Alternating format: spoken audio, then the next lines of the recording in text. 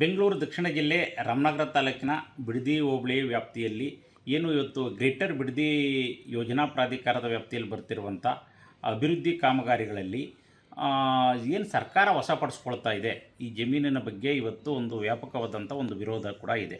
Ramanagara ಜಿಲ್ಲಾಧಿಕಾರಿಗಳಾಗಿರುವಂಥ Shri Yashwant V Gurukar ಅವರು ಅವರ ಆತ್ಮೀಯರ ಮೂಲಕ ಈ ಭಾಗದಲ್ಲಿ ರಿಯಲ್ ಎಸ್ಟೇಟನ್ನು ಒಂದು ಉತ್ತುಂಗದಲ್ಲಿ ಇರುವಂಥ ಪ್ರದೇಶಗಳಲ್ಲಿ ಅತಿ ಕಡಿಮೆ ಬೆಲೆಗೆ ನಿವೇಶನಗಳನ್ನು ಖರೀದಿ ಮಾಡಿ ಹೆಚ್ಚಿನ ಬೆಲೆಗೆ ಸರ್ಕಾರಕ್ಕೆ ಮಾರಾಟ ಮಾಡ್ತಿರುವಂಥ ಒಂದು ಸಂಶಯ ಸಾರ್ವತ್ರಿಕವಾಗಿ ಹಬ್ಬಿದೆ.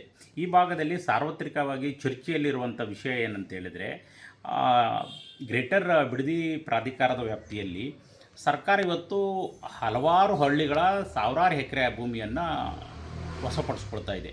ಈ ಭೂಮಿಯಲ್ಲಿ ಜಿಲ್ಲಾಧಿಕಾರಿಗಳ ಹಿತೈಷಿಗಳು ಅತೀ ಕಡಿಮೆ ಬೆಲೆಗೆ ಭೂಮಿಯನ್ನು ಕಡಿಮೆ ಬೆಲೆಗೆ ಪಡ್ಕೊಂಡು ಅದನ್ನು ಸರ್ಕಾರಕ್ಕೆ ಹೆಚ್ಚಿನ ಬೆಲೆಗೆ ಮಾರಾಟ ಮಾಡುತ್ತಿರೋದ್ರ ಬಗ್ಗೆ ನಾನಿವತ್ತು ರಾಜ್ಯ ಸರ್ಕಾರದ ಸಿಬ್ಬಂದಿ ಮತ್ತು ಆಡಳಿತ ಸುಧಾರಣೆ DPR ಇಲಾಖೆ ಮತ್ತು ಕೇಂದ್ರದ DOPT ಇಲಾಖೆಗೆ ಈ ಬಗ್ಗೆ ತನಿಖೆ ನಡೆಸಬೇಕು, ಜಿಲ್ಲಾಧಿಕಾರಿಗಳ ವಿರುದ್ಧ ಕ್ರಮ ಕೈಗೊಳ್ಳಬೇಕಂತೇಳಿ ನಾನೊಂದು ದೂರನ್ನು ನೀಡಿದ್ದೇನೆ.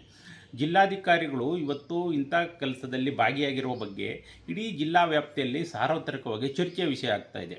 ಈ ದೇಶದಲ್ಲಿ ಇಂಥ ಉನ್ನತ ಹುದ್ದೆಯಲ್ಲಿರುವಂಥ ಜಿಲ್ಲಾಧಿಕಾರಿಗಳು ಸ್ವಾಯತ್ತಶಕ್ತಿ ಮತ್ತು ಗಂಭೀರವಾಗಿ ಇಂಥ ಪ್ರಕರಣವನ್ನು ನಿಭಾಯಿಸಬೇಕಾಗಿತ್ತು.